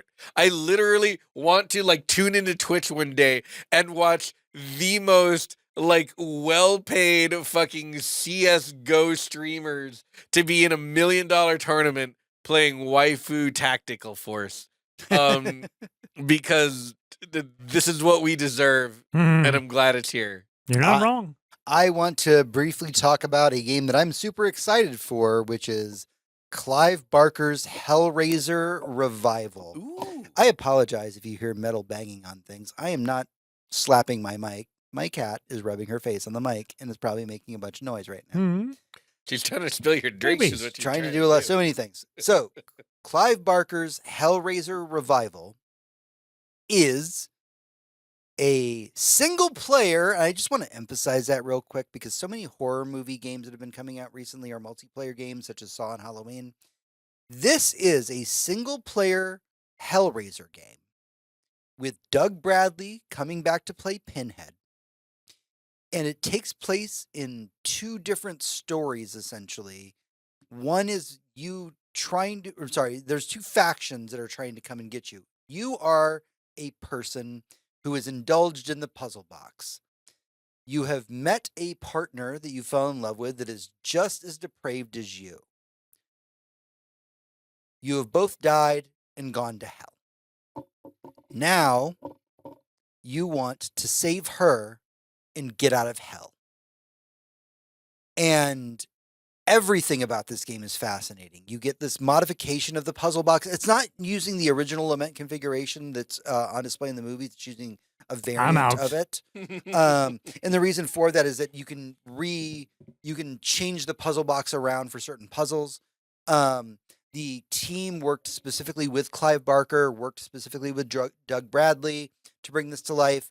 It is the reason they didn't want to do multiplayer is they were like, that doesn't work for a fucking Hellraiser game. A Hellraiser game is story. It is personal. It is fucked up. And everything about this, they basically have been saying for a while, like, look, this is going to be a mature rated game that's bordering on an adults only rating. Yeah, fair. Because that's what fucking Hellraiser is. Yeah. I mean, it's, all about like, pleasure and pain and shit. Here's some adult themes. Exactly. So I'm super, super excited about that. Hector, you got something for me? Yeah, one more time, I will shout out quickly that Assassin's Creed Black Flag Resynced is coming very, very soon. It comes out in less than 3 weeks. If you'd like to get your pirate on. I'm going to be a pirate through all of July. All of July, I'm going to be a pirate. It's going to be fucking amazing. I'm going to be on the show that month singing sea shanties. I am going to try and do the show without the cat trying to knock my tablet out. Good luck. Let's see. Other ones real quick, because we didn't mention it during the last showcase, but it comes out, guess when? September 24th. We obviously saw another trailer for Control Resonant. Yep, we are super excited. That is a game that we have talked about endlessly on this show. Yep, show me no more trailers, please and thank you. Yeah, please do that. If you, we are fans of House of Leaves, and we love the Control series because they're basically 1-to-1. Yep. Anything else that's on Future Game Show you want to talk about? Yeah, Power Wash Simulator 2 is getting Star Wars DLC. Hell yeah, Power Wash Simulator. Listen to fucking podcasts and watch YouTube videos while I spray down the Millennium Falcon. Hector, for those of our audience that don't know what a Power Wash Simulator is, they all know. Even if it's not apparent from the title, could you please explain? Right. So Power Wash Simulator does exactly what it says on the tin. It puts a power washer in your hand and gives you something really dirty to clean. And so what you do is you know, learn how the power washer works and how much pressure you need to clean a certain kind of dirt, and you know, and it look over parts, and you know, maybe even obsess a little bit over how clean something is, and do just a job well done at just cleaning the whole fucking thing. Sometimes it's a driveway, sometimes it's a van, sometimes it's a whole house, sometimes it's an entire fire station. What is the adjective to this porn? Power wash. Yeah, it's cleaning. No, It's cleaning porn. Competence porn, or like No, this is just It's, job it's porn. a cozy game. Yeah, it is a very cozy game. Yeah. Cozy is what you're looking for. But it is, it's just a job porn, honestly, straight up. And it's very zen. It's very relaxing. It's a great way to, if you want to experience something that you're used to experiencing in the background, but you don't have anything to do to put something in the background of, this is your thing. Mhm. This is your thing. You do this because it requires exactly half your brain, and the other half knows everything that was said in that podcast. It is, I've never seen a more perfect vehicle for exactly this kind of entertainment. And there it is. Because we can't cook all day or clean our kitchen all day or sharpen our knives all day. We you know, or build bombs all day. We gotta just live our lives. And sometimes I really do want to listen to that podcast, but I don't want to just listen to a podcast. What am I, crazy? Right. No. But if you play some Power Wash Simulator, there you are. You know, you got, you know, an entire level to listen to that podcast. That is very true. All right, I'm going to go ahead and hop over into the future gaming show for where I want to go next. We have actually talked about this next game briefly on the podcast, but I want to bring it back up just because, you know, we got a little bit more of a release date and everything for it. One of the games they showed is a game called There Are No Ghosts at the Grand. This game is going to appeal to so many of my friends, and I will say that is like even people who don't regularly play games. Did this not come out a long time ago? No, not at all. This is going to be Q4 2026. So the idea is you, the player, inherit a crumbling English hotel, and you restore it by day and battle ghosts by night. And as you play it, you encounter the various people who live in the city. You get the story of possibly the ghosts that live in the city. It is not a serious game. It is not a spooker game. This is more of a Shaun of the Dead level horror game that you are playing. I'll preface this by saying, only because this game is honestly very similar to Power Wash Simulator, but with more of a narrative, that there are legitimately spooky moments sometimes in Power Wash Simulator, and it's nothing but framing and a little bit of just like a tiny sound when you didn't expect it. Yeah. And it seems like that's what they're very much going for, but again, much more of a narrative here. Like, but I'm also getting, like, aside from Power Wash Simulator, I'm also getting a little bit of Moonlighter. And a little bit of something like Mixtape, or what was the one before that everyone loves, with the girls in the Pacific Northwest. Oh yeah, I know what you're talking about. You know the one I'm talking about. Yeah. But Life is Strange. Yeah. Life is Strange. You know, you get characters, you get people, you get interesting stuff going on, and you get some spooks happening as well. But like very light spooks. Yeah, very light spooks. But also, you can build an arcade in your hotel. Yeah, and I love that. I did just everything about this seems awesome. Yeah, frankly, it is like, it looks like such a good time. It really does. It looks like, you know what? It feels like watching like a PG movie in the 80s, like going to the theaters to see like, well, this is just some fucking popcorn shit, and I can't wait to. It's got like a little spooky for me, but like not too much spooky. Like this might as well be a trailer for like Gremlins 2. It's like, Also, no, I'm going to that. Any trailer with a cat, A+. Oh yeah, always. Hector, do you have a pick for me? For I believe I have one for you. Yeah. Oh, obviously, this is the one I wanted to ask you if you had seen the trailer for. Star Trek Outpost Unknown. You started with Star Trek, so no, because I have very limited Star Trek. So someone made a Star Trek game, and James is like, "Oh, fucking kill me!" So there's a Star Trek game coming out, a la Alien Isolation. Okay. Yeah. It's the fact that it's a Star Trek game was the twist at the end of the trailer. Oh, it's okay. a whole trailer full of like cool like sci-fi shit, and then there's like some spooky shit because you're like on an unknown like space station and like the shit shouldn't be there, and then like you see this floating badge in the air and you reach out to grab it and it's a fucking Federation badge and you're in the Federation and this is a Star Trek Outpost Unknown, and I'm like, what are we doing? That I mean, It's a strategy game? Oh, I might be talking about the wrong game. Oh. If there's a Star Trek strategy game called Outpost Unknown and I'm describing the wrong game, I very much apologize to you guys.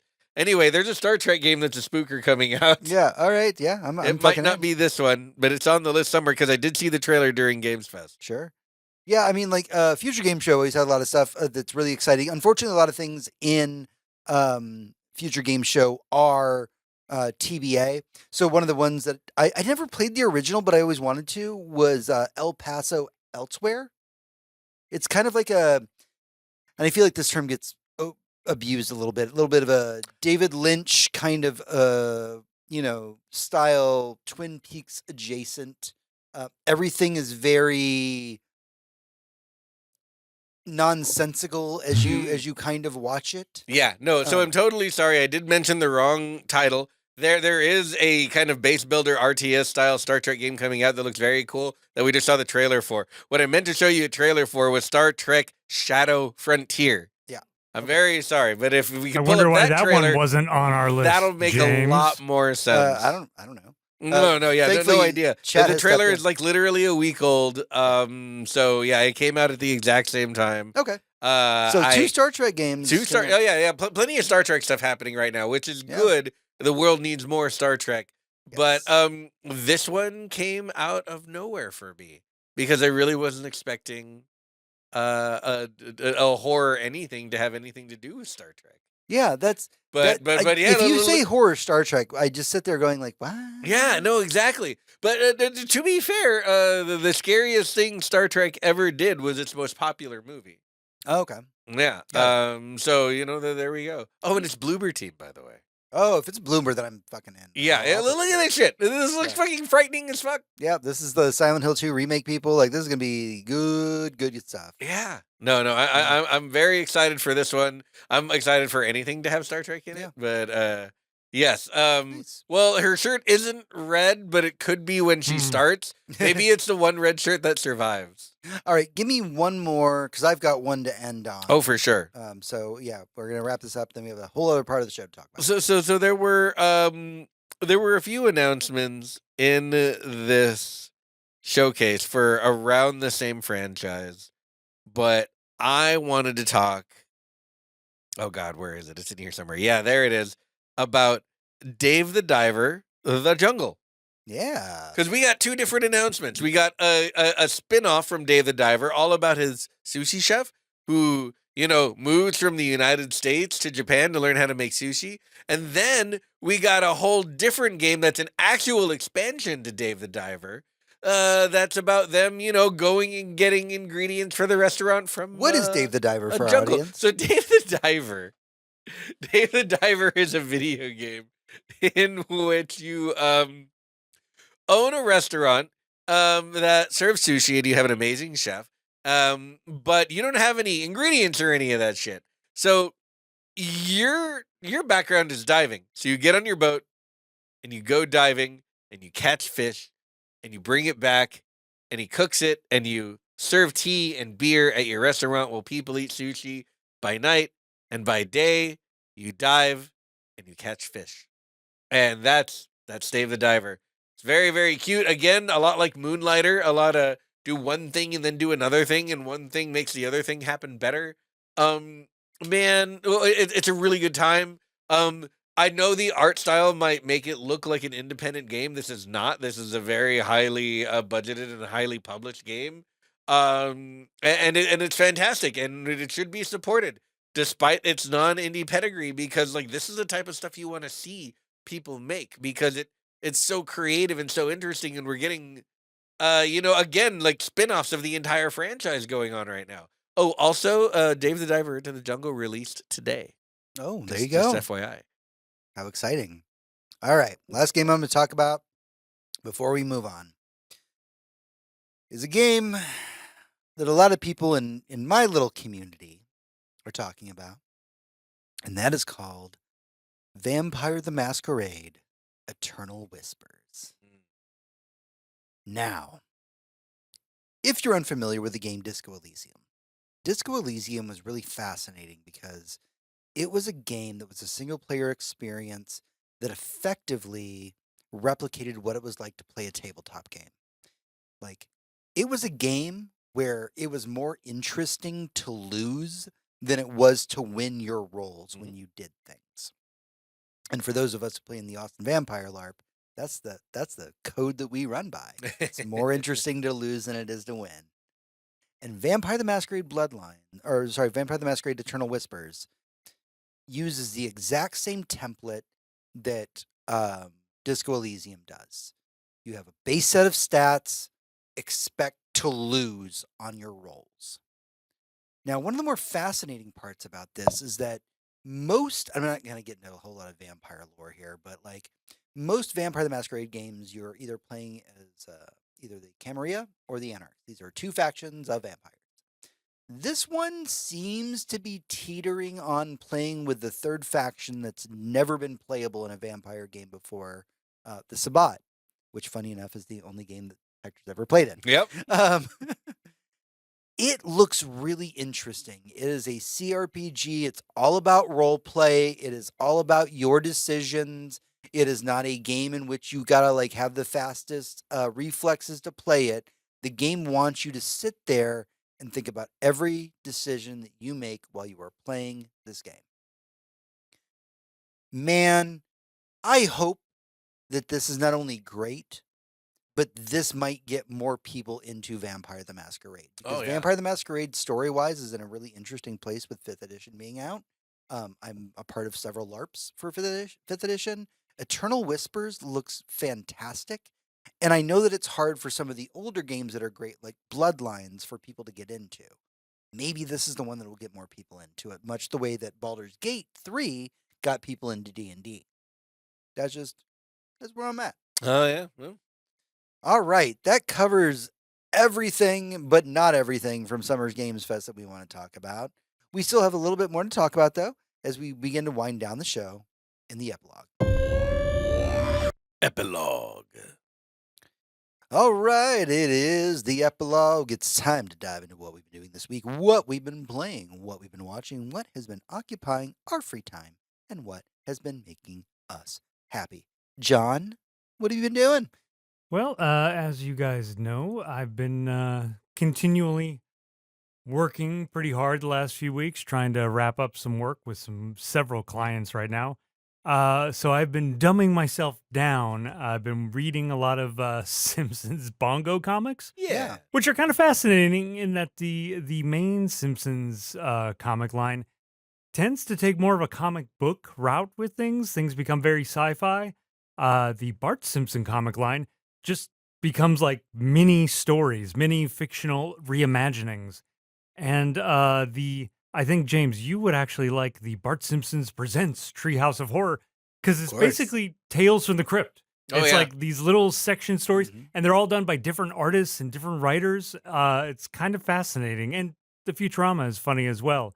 The one interesting thing I think I've seen, which you guys have also seen, is what is the movie called? Have Fun. Good luck, have Good fun, Luck. don't die. Yeah. Yes. Which I thought was kind of intriguing. And this is, I guess, more of Had an awesome time watching that one. Yeah, I guess this is more of a teaser because I would like to have a deeper discussion with this next time when we actually have a guest teaser. But yeah, that's what I have been up to, and still trying to trim down, do dips, lift weights, blah Dips blah blah. again. Yeah. All right. Workout. We support each other for workout time. Absolutely. Hector, what have you been doing? Oh man, so much. Let's see here. I have gotten into the indie game Mina the Hollower from Yacht Club Games, the geniuses behind Shovel Knight. And Say that first name again. Mina? Mina, Mina. M-I-N-A, Mina the Hollower. She is a tunnel digger, therefore a hollower. She creates hollows. Beautiful little indie game. To quote my good friend Ross, they don't make them like this Mhm. anymore. Yeah. This is kind of a Zelda 2 like is the best way that I can put it. It's top down. Whatever, if I can, Yeah. just because like I grew up very specifically in this realm, it reminds me very much of both the third Zelda game, which is the one on the Game Boy, Mm-hmm. and Final Fantasy Adventure, which was actually a Secret of Mana game Yeah. for the Game Boy.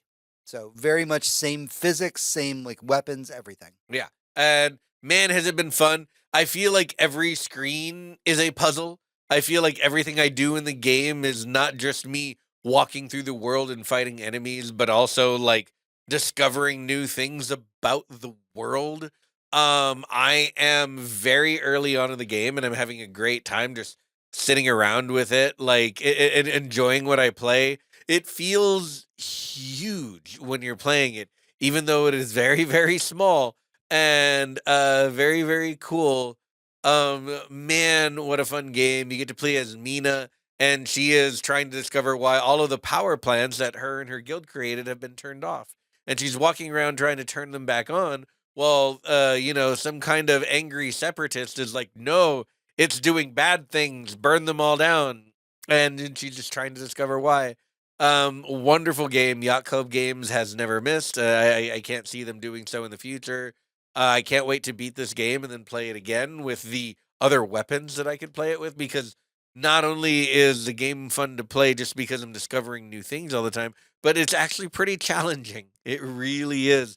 There is a bonfire system. There is a Estus Flask system, straight out of Souls, and the combat is difficult and interesting. There is no tutorial, none whatsoever. Not even the game doesn't even tell you where really to go, except through vague lines from characters in the game. And from the very beginning of the game, you can go north, south, east, or west from the town. Oh you yeah, I arrive heard there in. was like a difficult mirror puzzle that some people didn't get because you had to keep trying in order to succeed. Oh yeah. There's so and most of the mirrors in the game you can travel into, but all of the mirrors in the game are interconnected, and there's an expanding game-wide mirror puzzle that you will be solving eventually.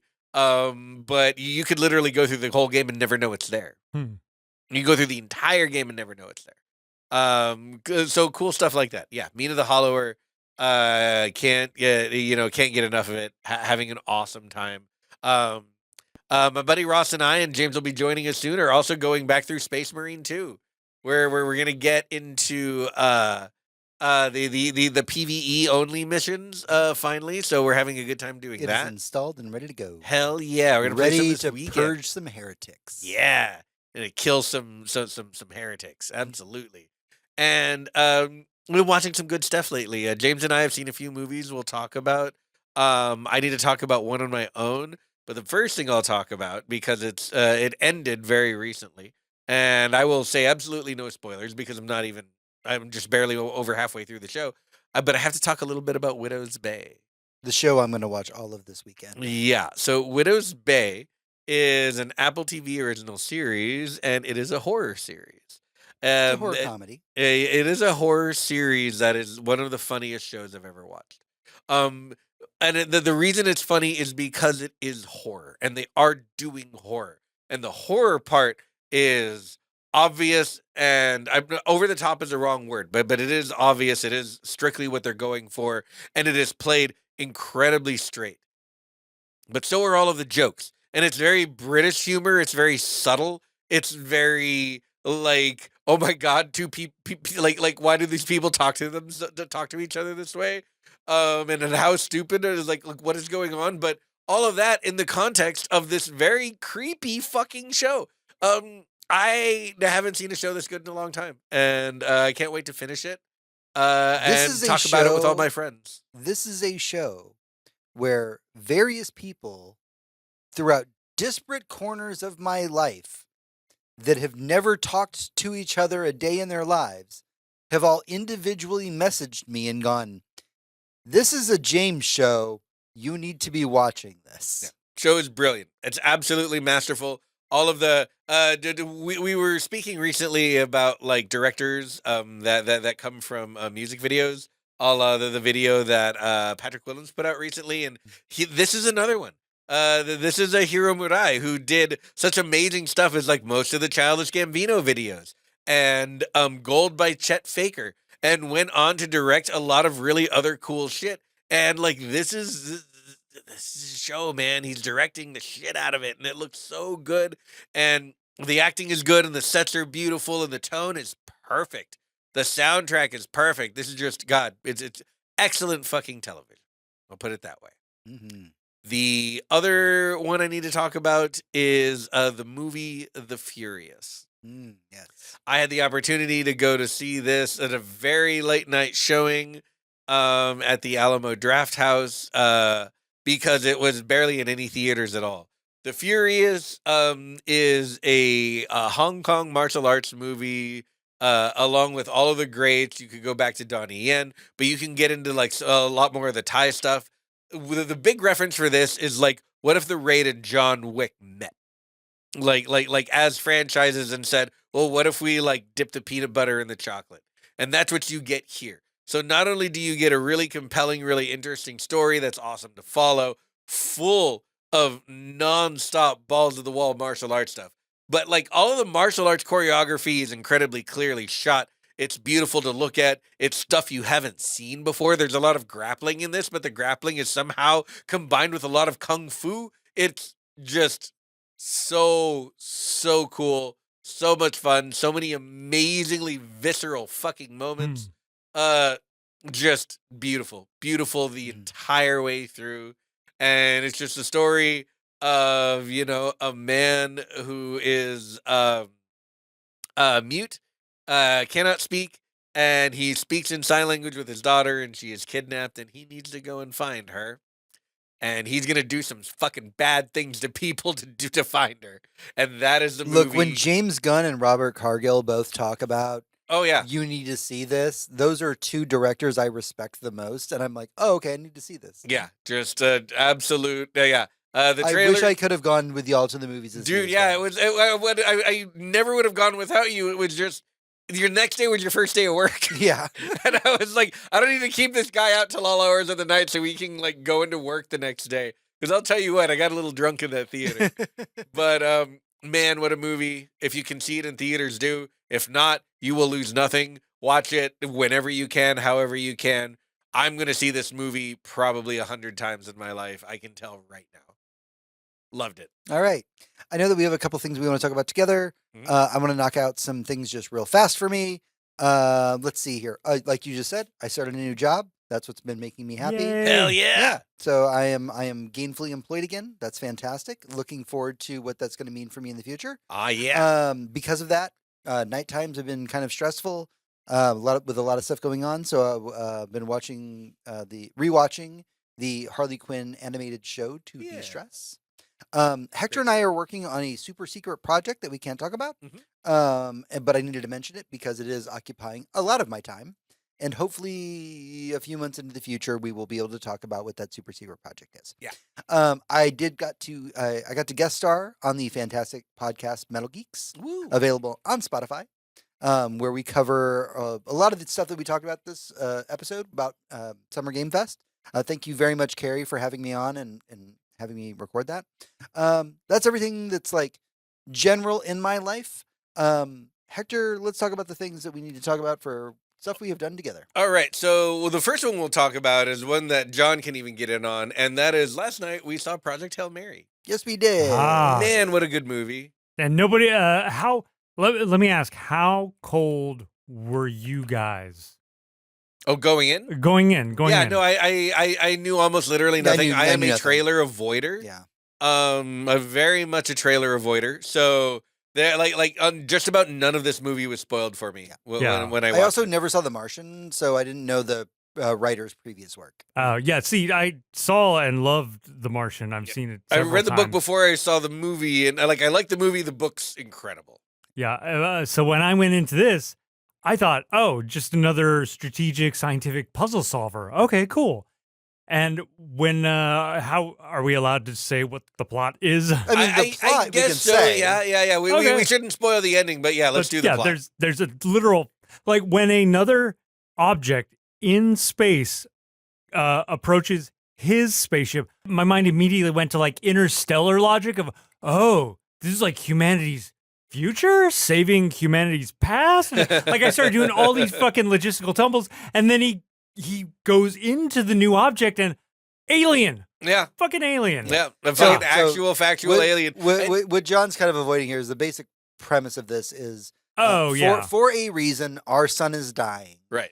And some people get sent into space to find an answer for it, and everybody but the scientist dies.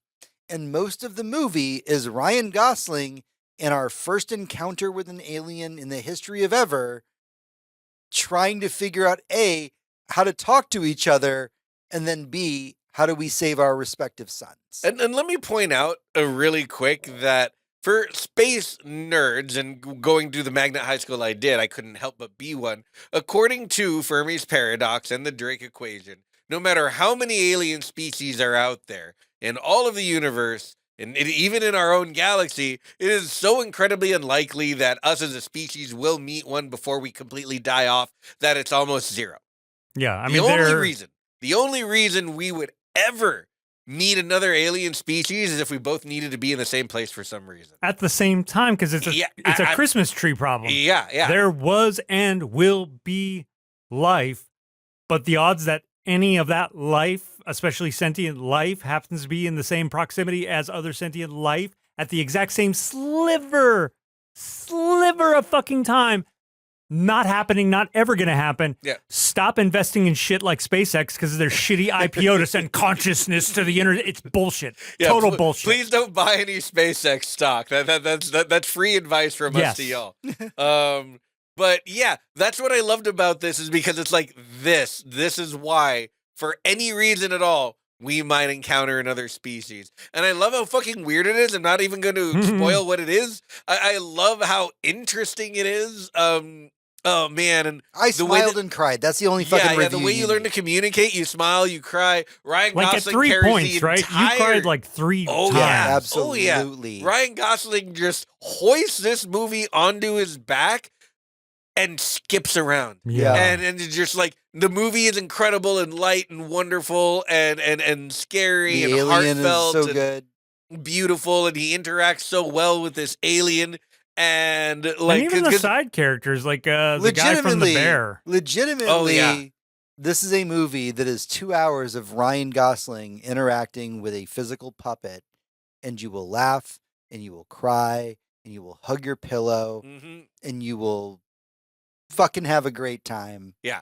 Do watch this one. There's a reason they couldn't get it out of theaters. Yeah.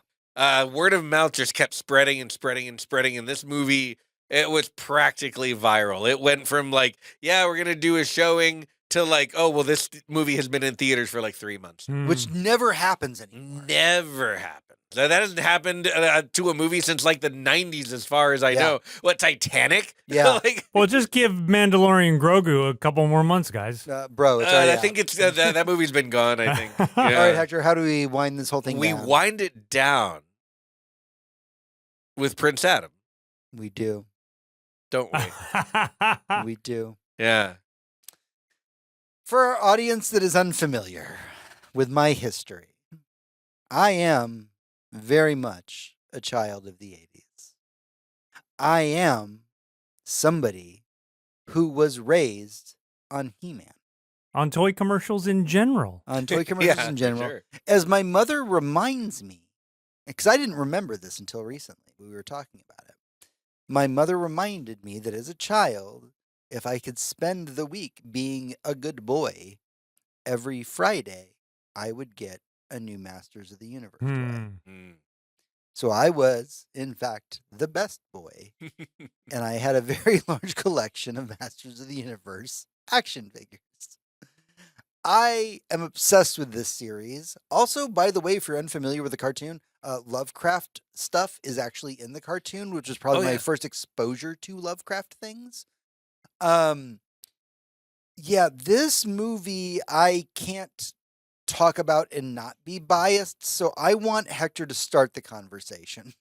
Right. So the best way I can describe this, as someone who was definitely He-Man fan adjacent as a child, like, I liked He-Man. I was a Ninja Turtles kid, But Let's be clear. None of us were born in the 70s, right?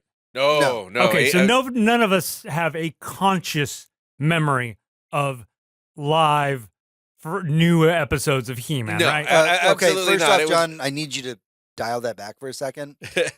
I was alive when those episodes were being aired, and it was not the 70s, it was the 80s. Yeah, but I'm saying I was like 3 years old, I think, when the last episode. Sure, yeah, me too, but I have a very clear memory of being a child and watching those things. Oh, yeah. I mean, well, once they were syndicated, once they were Saturday morning cartoons, you couldn't get away from them. Yeah. Like they were everywhere. My parents were buying the toys for me as they were coming out. Yeah. And I remember watching He-Man cartoons right next to like Conan the Barbarian cartoons and like not Power Rangers, what am I thinking of? Popples? Captain Planet. Yeah. Stuff like that. You'd get a He-Man cartoon in there. Then next to my G.I. Joes in the morning, like it was good stuff. It was just on syndication. Yeah, absolutely. And you know what? Right next to those toy commercials where I could get the Battle Cat and the Skeletor Castle, or I could get a Planeteer ring that didn't fit or do anything. And I remember having He-Man toys just because the adults in my life knew I liked toys but didn't know what kind. But you know what? Always happy with a He-Man toy, so yeah, bring it in. It goes great right next to the, alien toy or whatever. That's true. We had those too. Yeah, no, it's all good. So this movie, I expected literally nothing from this movie. I was hoping it would be good. My only tie to it was that I have an absolute forever fondness for Camila Mendes. Her work on Riverdale made me forever fall in love with the type of actor that she is, with how enthusiastic she is for her projects. She's one of the reasons they actually had so many musical episodes. Yeah, how much fun she looks like she's having in every episode. Just yeah, and considering how much power those kids had over the show towards the end of it, where she would be like, "Oh, okay, so I get to own my own speakeasy under Pop's Chocolate Shop. Cool. I need a stage down there, and we're doing all that jazz." Yep. Like that. Yeah, Camila Mendes forever. Yeah, like my heart, absolutely. And so knowing that she was gonna be, and this is my reference point, by the way, for He-Man, my strongest one, the chick with the headband from Masters of the Universe, because I didn't really know any of the characters' names. I was like, yeah, no, of course I'm in. But we get there. And we get, young Adam, on the planet, trying to live up to what he thinks his father expects of him. We get an incredible opening performance from Idris Elba. And we get introduced to a fucking excellent Skeletor, played by an actor who we don't even have to talk about because he's not in the movie. But man, Skeletor is great in this movie. Yeah. Just good Skeletor. Skeletor was the first villain that I grew up with that made me fall in love with villains, and to try and replicate that. And again, the only other time it's been replicated was in the 1980s Master of the Universe movie. Yeah. Which Frank Langella most of that treating movie, it like Shakespeare. Most of that movie can be bad. And I'm saying that for everybody else. I fucking love that movie. But yeah, Frank Langella treated that script like it was Shakespeare. To this day, he still says it's one of his favorite performances. And to the idea of somebody trying to live up to that version of Skeletor was insane. And he who shall not be named was voicing this character, and you can't even tell it's him. Nope, heavily processed.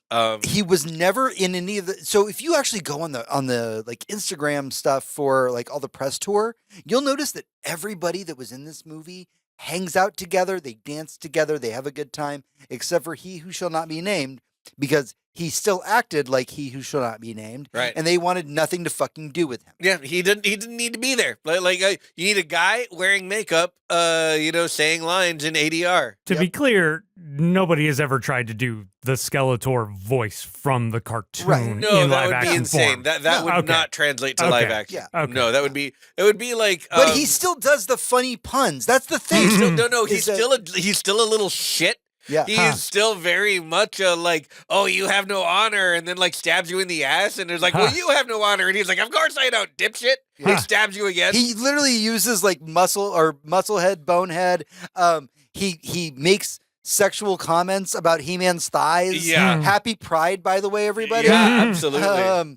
Like it's so good. It's so it does this thing where it takes the over the top moments so over the top that it works, but it also takes the heartfelt moments so heartfelt that it works, which means when they do the serious moments, they take it seriously and it works. And somehow all of those individual pieces, it makes for like, I don't know, like one of the best movies I've ever seen. And I'm biased. Hand to God, I'm biased. But. So to me, this movie landed right where good James Gunn movies land. And he had nothing to do with the project, of course, but like this, if anyone was going to copy that formula and do it well, that was this. You had an absolutely amazing soundtrack, not born out of some idiot's taste in music who thinks like every music choice needs to be literal, but out of someone who like knew the property. They got the guitarist from Queen to actually make the theme for a movie. And I want to say this. When was the last time you watched a movie that had its own theme? Oh, Not yeah. a generic song, like the theme that says the name of the movie in the thing. They got the guitarist from Queen that is like barely still alive to come in and write a theme to a movie. Maybe this will get every frame of painting out of retirement. Oh, man, just what a fun movie. Again, the soundtrack, fully aware of every meme we've ever had about He-Man, going all the way back to the late 90s and the early internet, and all the way to modern day. I'm surprised there wasn't a scene where Skeletor said something fucked up and ran out of the room yelling, "Catch me next time." Right. Like, straight up. That's how on the nose it was. It was so on the nose. We got the Four Non-Blondes reference. Yeah, we got what's going on. We got all of it. We got all of it. We got two Highlander jokes. Oh yeah, 2 Highlander jokes in a world where we're about to get a Highlander movie. Like come on. We got the synth that feels like it's getting played right off the fucking key from the first movie. Like just there are jokes about the names of the characters because they're all terrible, and that's what's fun. The joke is that that young Adam didn't know anyone's name. So he was just calling them what they looked like. But that's true. That's what all these characters are named like, is this guy has one big fist. Fisto. Yeah, Fisto. Do we really have Ram to call Man. Do we have to call him Fisto? Ram Man? What the you think my name's Ram Man? It is funny and it's wholesome and also not wholesome. And sometimes parts. very not wholesome. There's a lot of fisting jokes in this movie. The action is very fun. Yeah. I'm biased. I gave this one of the rare 5 stars on Letterboxd because I am a He-Man junkie. And this was a movie that was so good that it made me want to watch one of the director's other movies, which is from a franchise I don't watch anymore, which is the Transformers franchise. So the Michael Bay Transformers movies basically suck. But Travis, I can't remember his last name. Those movies, by the way. Who made this Masters of the Universe movie, made recently the Bumblebee movie. Oh, that's a good one. And all I've heard about that movie was this feels wholesome and genuine and respects the source material. It's not Devastator's balls on the screen. It treats the cartoon with the love and care and attention. I don't want to spoil a bunch of Masters of the Universe if you haven't seen it, but I want to put it this way. If you see this movie and you've watched the cartoon growing up, you know that every episode of the cartoon ends with a lesson at the end. I will not spoil who shows up to tell you the lesson. They do it.